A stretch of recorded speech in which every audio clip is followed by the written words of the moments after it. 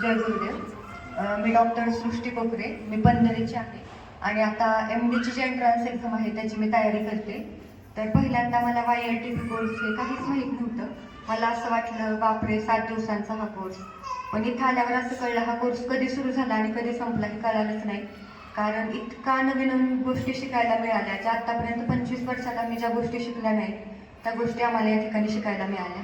आणि ध्यानधारणेत पण किती शक्ती, आपली एकाग्रता किती वाढू शकते हे मला कळालं. मला छोट्या छोट्या गोष्टींचा लगेच राग यायचा, म्हणजे माझा स्वभाव जरा शॉर्ट टेम्पर आहे.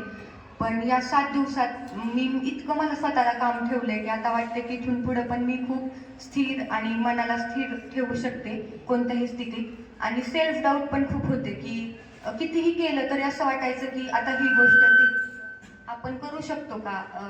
तर आता डेफिनेटली वाटतं आय कॅन डू इट.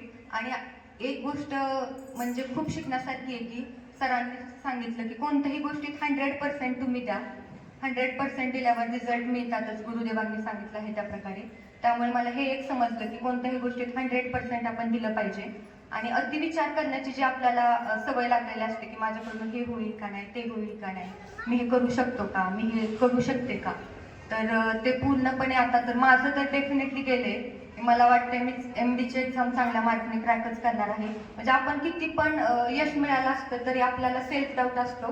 पण ह्या 7 दिवसात खरंच खूप कॉन्फिडन्स आला आणि बघितलं की जे खरंच कधी बोलले नव्हते स्टेजवर, हे असे कितीतरी मुलं मुली इथे येऊन त्यांच्यात खूप कॉन्फिडन्स दिसला, सगळे बोलायला लागले. आणि सरांनी 7 दिवसात इतकं सांगितलं, खरं नावातच आहे बघा, द आर्ट ऑफ लिव्हिंग, जीवन जगण्याची कला. आणि जीवनामध्ये जर बदल झाला तरच खरं तर समाजामध्ये बदल होऊ शकतो.